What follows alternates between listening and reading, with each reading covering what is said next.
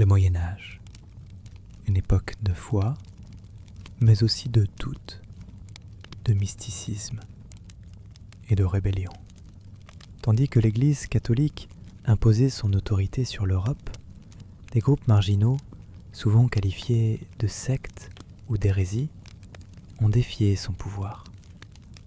Par conviction, par désespoir ou par foi. Dans cette vidéo, nous allons plonger dans les coulisses sombres et fascinantes de ces mouvements spirituels oubliés. Bienvenue dans un voyage au cœur des sectes médiévales. Le mot « secte », tel qu'on le comprend aujourd'hui, n'existait pas vraiment au Moyen Âge. On parlait plutôt d'hérésie ou de dissidence. L'Église définissait une hérésie comme toute déviation par rapport à la doctrine officielle. En un mot, croire autrement, c'était désobéir. L'Europe médiévale était un monde profondément chrétien, dans lequel Rome détenait le monopole de la vérité religieuse. L'unité de la foi était perçue comme nécessaire à l'unité du monde. Toute pensée divergente était une menace, non seulement pour la religion, mais pour l'ordre social tout entier. Parmi ces mouvements hérétiques, les cathares sont sans doute les plus célèbres. Apparentés au manichéisme, ils voyaient le monde comme un champ de bataille entre le bien et le mal. Pour eux, tout ce qui est matériel était l'œuvre du diable, la chair, la richesse, même l'institution de l'Église. Leur idéal de pureté poussait certains à devenir des parfaits, vivant dans l'austérité, rejetant la violence, la sexualité et la propriété. Les cathares gagnaient en influence, notamment dans le sud de la France, dans la région du Languedoc. L'Église réagit avec une brutalité extrême. Ce fut la croisade des Albigeois. En 1209, les armées envoyées par le pape Innocent III s'abattent sur la région. Des villes entières sont massacrées, des châteaux assiégés, des milliers de personnes tuées. La répression est féroce. L'Inquisition sera ensuite instaurée pour traquer les survivants. Le catharisme sera officiellement éradiqué, mais son souvenir hantera longtemps la mémoire occitane. Un autre mouvement, moins connu mais tout aussi important, est celui des Vaudois. À l'origine, un riche marchand lyonnais du nom de Pierre Valdo décide vers 1170 de renoncer à ses biens et de prêcher une vie d'évangile. Il prône la pauvreté, la simplicité, la prédication par tous, y compris les laïcs et les femmes. Surtout, il fait traduire la Bible en langue vernaculaire pour la rendre accessible à tous. Cela n'a rien d'anodin. À une époque où l'Église réservait l'interprétation des textes sacrés à une élite cléricale. Bien que profondément chrétiens, les Vaudois sont vite condamnés. Excommuniés, pourchassés, brûlés, ils fuient vers les vallées alpines, mais ils survivent.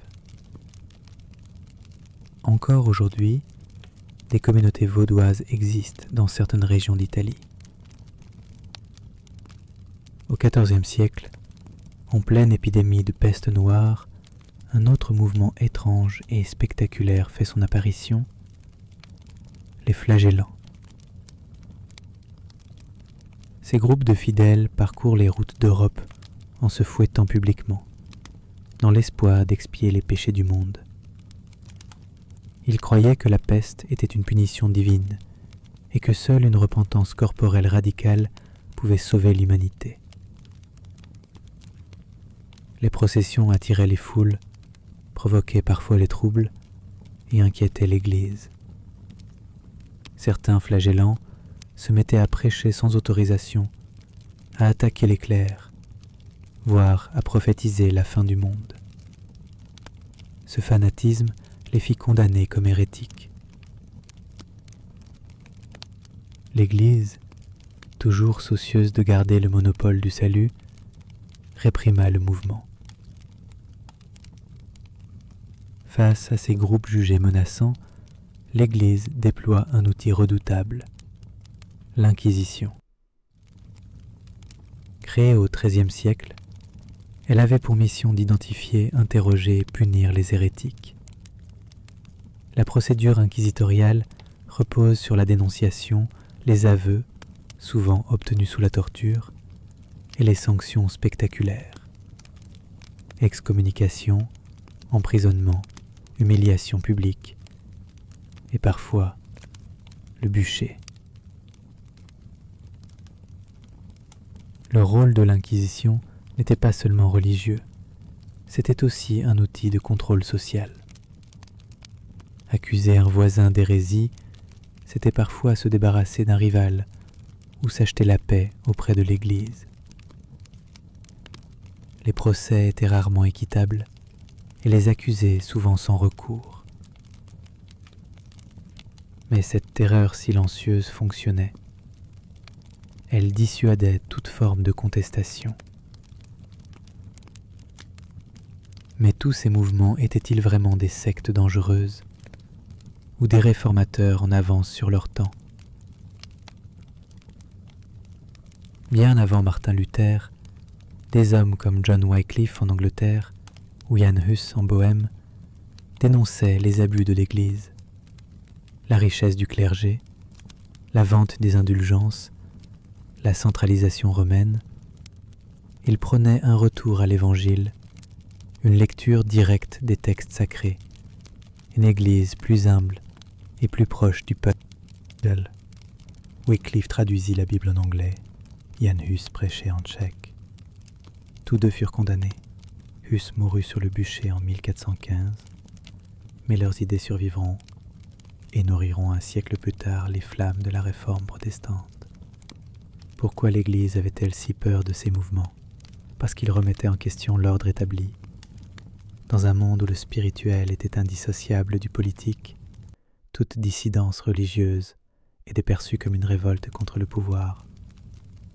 L'Église craignait l'anarchie, le schisme, la perte de son autorité.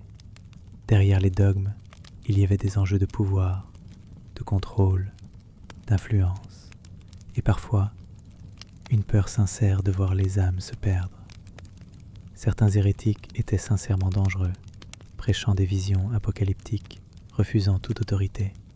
D'autres, au contraire, cherchaient une foi plus pure. Mais tous avaient un point commun. Ils étaient des voix dissonantes, dans un monde qui ne tolérait qu'un seul chant. Aujourd'hui, ces mouvements nous apparaissent sous un jour différent, moins comme des sectes fanatiques que comme des expressions de soif spirituelle, de contestation, de liberté. Le Moyen-Âge n'était pas un bloc figé de dogmes.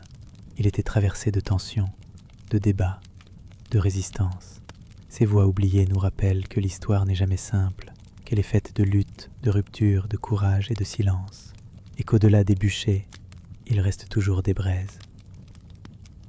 Merci d'avoir écouté cette plongée dans une facette méconnue du Moyen-Âge. Si ce sujet vous a intéressé, n'hésitez pas à explorer d'autres aspects de la vie quotidienne médiévale, car l'histoire ne se résume pas aux rois et aux batailles. Elle est aussi faite de corps, de souffrance, de résistance et de silence. À très bientôt pour une nouvelle exploration du passé.